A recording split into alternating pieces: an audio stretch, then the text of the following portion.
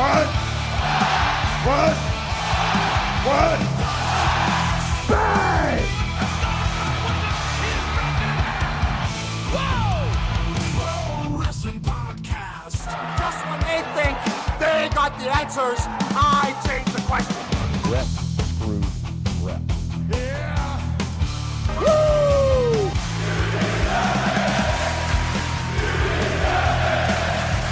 Who are you to doubt El Dandy? Because this guy's a serious professional. Can he do it?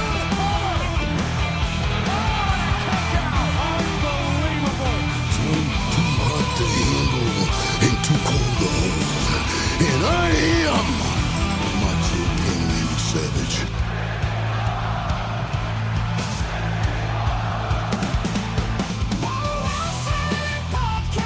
Shut your mouth, you thong-wearing fatty. I said WWE stands for... It's me, Austin. I will never retire. Promotional consideration paid for by the following.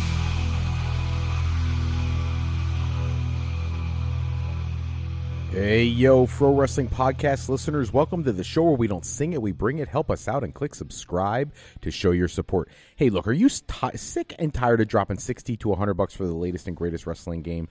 Stop immediately. Go to Wrestler Unstoppable, available exclusively through Facebook, app.wrestlerunstoppable.com, where you get to create a wrestler, sign contracts, get into storyline, headline PLEs, even build your own corporation from the ground up, all included in Wrestler Unstoppable, available now to all Facebook users, totally free. If you want to become a member of the Pro Wrestling Podcast family and you want your name in the shout-outs like my newest Patreon member, Emily, thank you so much for becoming a part of the Fro Patrol.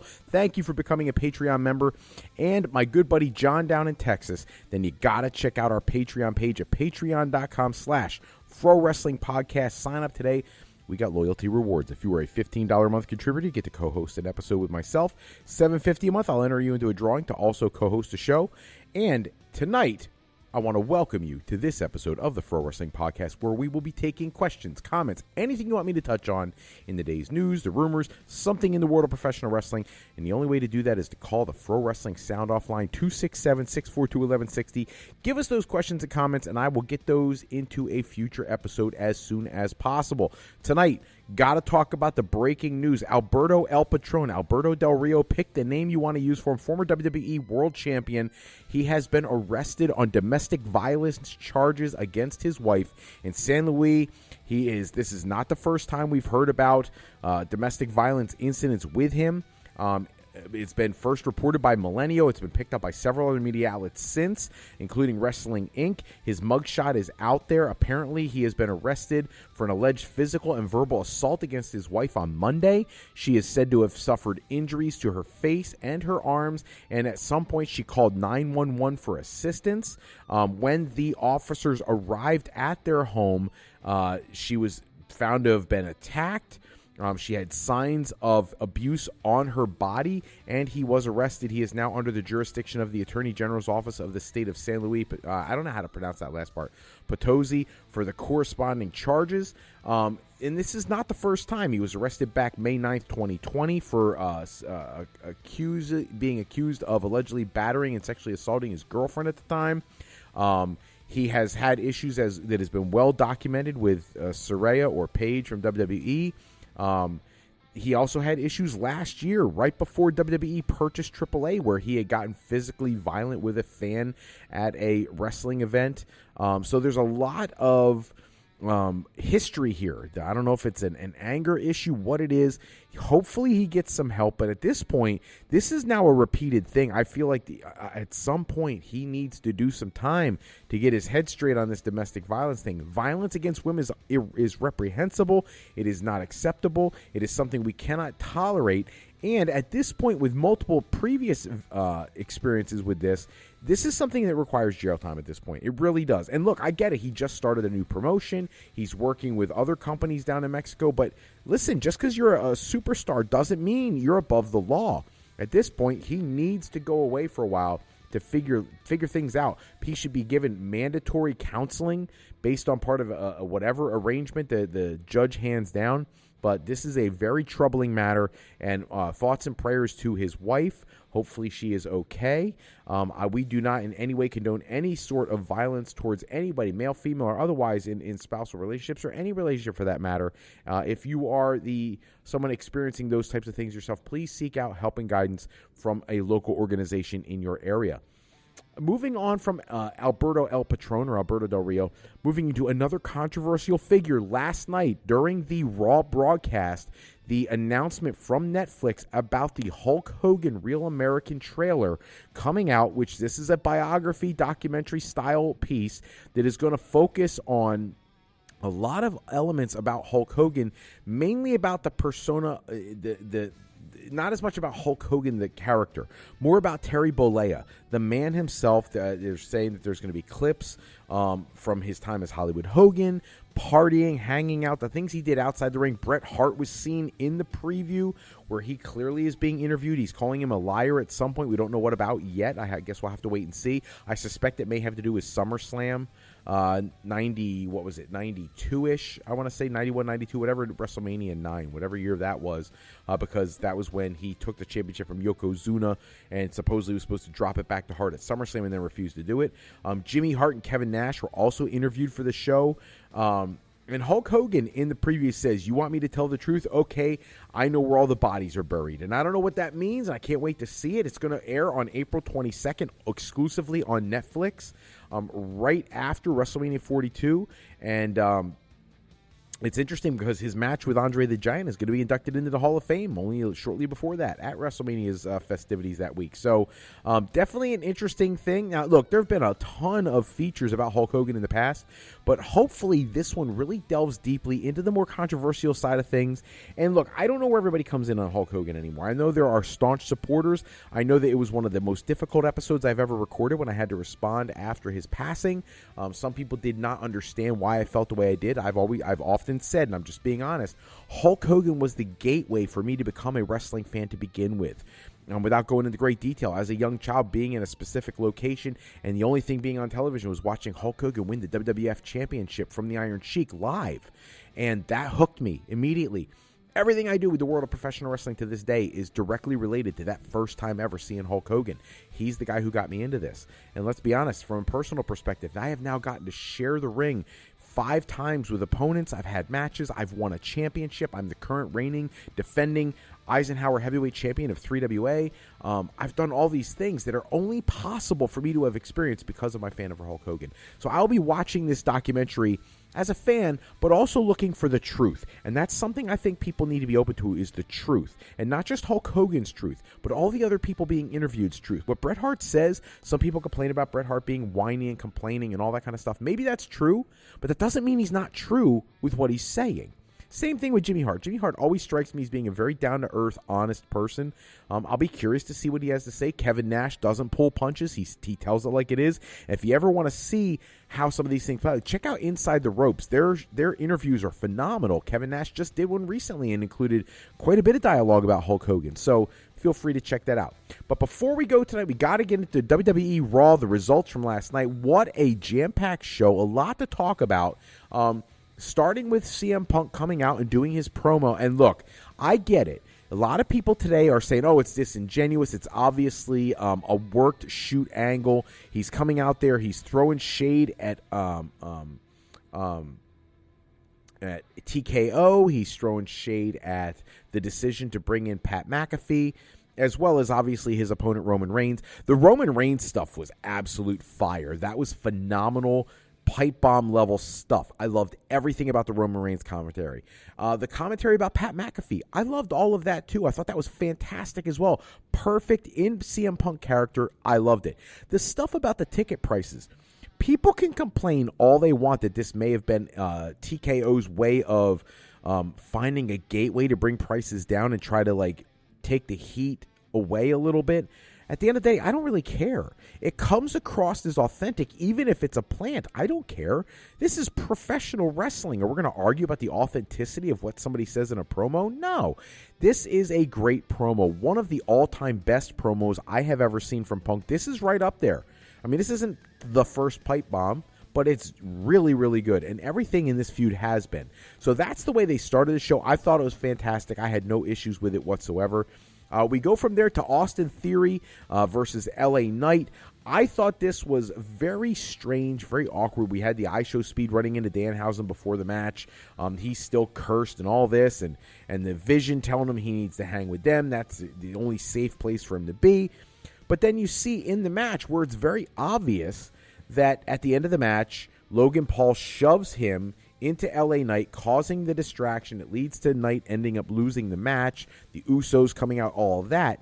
Now, look, if you're IShowSpeed, just logically speaking, you'd be angry at the Vision, and you would not be in the ring cowering to the baby faces and saying, I didn't do it. You go out of the ring and you get in the faces of the guys who shoved you into the guy, and you confront them about it instead of sitting in the ring, making yourself like a scapegoat for the angle, and then being pulled out by those same guys. They're the ones who caused the issue, and they're the ones pulling you out of the ring. I just don't like the optics of it. At some point, I feel like IShowSpeed should have just leaned into the heel character and went with it. Why not? He's a social media presence. Not like it's going to change anything for him anyways in terms of his show. So I would have done that. Now the match is made official. 6-man tag team match for WrestleMania. The Usos and LA Knight versus IShowSpeed and the Vision. I love the idea. I don't like that the tag team championship is not on the line. I would have put it on the line even though it's a 6-man match. I really would have.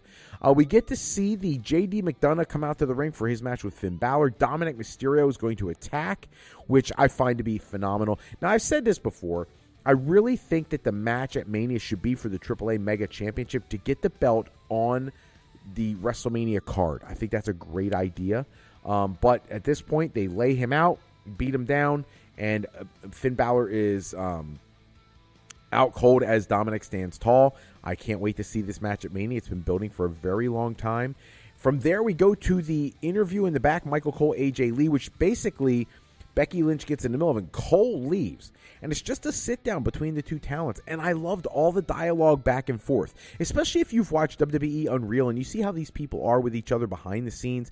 This was really, really well done. And neither of them said anything that wasn't true. It was all very much true. So I love that when we have so much truth going on, and then you're just forced to pick a side. And I think this was very, very exciting, building the match coming up at Mania.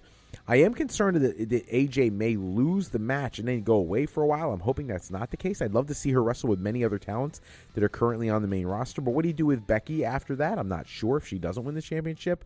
And I saw an article this week that there's still conversations about someday having a WrestleMania match with Charlotte. I'd still love to see that one-on-one, not with Ronda mixed into the conversation or anything like that. So we'll have to wait and see how it plays out at Mania. But right now, starting to build some real interest in this match. Then we get Bayley versus Lash Legend. There's all kinds of interference and outside people. Again, this is becoming repetitive. This is the one part of the show. I love Bayley picking up the win. I just don't like that we have to have people at ringside all the time. And it just lends to that, like, the questioning of how legitimate wins are when people are being distracted and things of that nature. I just want to see a clean win once in a while when it comes to all these tag teams. Then we hear from Seth Rollins. He's trying to make sense of the attack by Gunther. He has 2 missions. He said he wants to take back the World Heavyweight Championship and kill the Vision, which I find interesting since he was attacked by Gunther, who's technically not in the Vision. And then, of course, when we see the sneak attack by Gunther, it's becoming a pattern where, like, anybody who's involved in a WrestleMania match card, they're just going to prevent them from making as much contact as possible. Gunther at one point catches Seth Rollins and throws him over the announce desk, which is fine. And then they break everything up, and he goes to the back and he runs into Paul Heyman, who's very thankful for everything he did from the week prior. This, to me, though, is the most important thing that happened on Raw, and it's not even the Punk pipe bomb. This was the big thing. Gunther responds to Paul Heyman, basically telling him, accepting his thanks. And when this happens, the conversation about Paul Heyman is going to owe him more than just a favor. I believe that was the seed planted that Gunther is expecting for Paul Heyman to set up the match with he and Brock Lesnar for SummerSlam. That is the seed. I know people are talking about Oba versus Gunther after Mania. I don't want to see that yet. I want to see the Brock Gunther at SummerSlam, and I think that having Paul Heyman in the back interact with Gunther was very, very interesting. And I think that's going to be something we need to keep an eyes on. People are wondering how they were going to tie that together. I think this is the perfect way to do it. We do get into the Los Americanos versus Javon Evans, Dragon Lee, and Penta. Match was solid. I'm just kind of getting bored with the same stuff every week. Javon Evans, Dragon Lee, and Penta win. I think the most interesting thing about this is Rey Mysterio's music, who supposedly he was injured all this time and couldn't face Gunther. Now he's back, and he's in the Intercontinental Championship ladder match, which I'm fine with, but I did see somebody on social media say that they would have much rather seen somebody like Vikingo come out and be a part of it. I agree. I think this is an opportunity they have right now to showcase their own second brand or third brand, or fourth brand, depending on how you label all these, with AAA, and have a AAA member of the roster be on the WrestleMania card in a premium match. And who doesn't want to see a match that involves Javon Evans, Penta, Rey Mysterio, and Vikingo? I'd love to see that. But we're, right as of this podcast posting, we do not have Vikingo included in there. I just saw that as a fan reaction to what we saw last night. But I am excited to see what Rey Mysterio could do in this match, and I actually am wondering who's going to walk out as champion at the end of this ladder match. And I really don't know. I don't have a winner. I hope it's Penta, because I think he deserves more time with the belt. But we'll have to wait and see. We get the Io Sky and Rhea Ripley versus Michin and B-Fab match. This one, in a lot of ways, could have been a lot better. But keep in mind, you're dealing with B-Fab, who look, I'm not knocking B-Fab. I think she's come a long way since her early days in WWE, but still clearly not an elite level, top tier talent. But I do like the pairing with her being in the stable with Jade Cargill and Michin. Michin, I think, is severely underappreciated, underused, because she's incredible. She is absolutely a beast in the ring. I feel like she carries the match for her team. We do see an easy roll-up for Io Sky, which of course we expected. But there is a beatdown that comes afterwards where Jade Cargill gets in the ring and does their thing. So definitely keeping the heat on the heels heading out of that match, heading into WrestleMania. Then we get back into the Judgment Day area. Liv Morgan and Raquel Rodriguez are very close talking when there's an attack by Stephanie McCurran. If you watch really closely, it looked like Liv Morgan's head and Roxanne Perez legitimately collided at a high velocity rate. And the word today is there's pictures all over social media of her with a massive goose egg on her forehead, and she may even be in concussion protocol. I don't think that was the plan when they set this spot up. So hopefully she's able to make a recovery in the next 2 weeks and be ready for WrestleMania. Then we get to what I think may be one of the most exciting things heading into WrestleMania. Let's be honest. If there is not every person in the room standing up when this match takes place, I don't know what you're watching. This match better not at WrestleMania go more than 5 to 7 minutes tops, but the Oba Femi versus Brock Lesnar match is going to be absolute warfare. And tonight they were supposed to do a contract signing. We never even get close to that. Brock throws the table aside, attacks Femi, and they are at it again. And these two are just beasts, no pun intended. Absolutely looking forward to this match. In a lot of ways, this may be the most sought-after match of the entire WrestleMania card. It won't main event either night. There is a rumor that one site, and I apologize, I don't remember which one, put out that they've announced the match card, which I haven't seen an official announcement about that. But if the site is correct, and wherever they get their information from, this match was slated to open night 2, Oba Femi versus Brock Lesnar, which they always say, if you're not main eventing, you want to open the show. Maybe that's why. I feel like this feud has the most intrigue, the most interest heading into WrestleMania, and I cannot wait to see where this goes. It should be phenomenal, and I can't wait to see that. That's all the time we have for this episode. Check back with us next episode. We'll run down the latest wrestling news and rumors. Special thanks, as always, to Suno for creating the music and sound effects we use in our show. Today's show is sponsored in part by Beazle Games. Bring a new friend to family game night. It's easy with sketchy people. Showcase your artistic side in this game from Beazle Games by going to thegamecrafter.com and picking up your copy today. If you're looking for your next career move, you're considering college or university life, maybe you just need some formal training for your next career decision, go to our website at frolifeplanning.com for all your higher education needs, as Fro Life educational planning is for today, for tomorrow, and for life with Fro Life. I'm Fred Froelich, better known as Dr. Fro. I want to thank you for taking some time with us today. Until next time, take care, everybody. Have a great night. From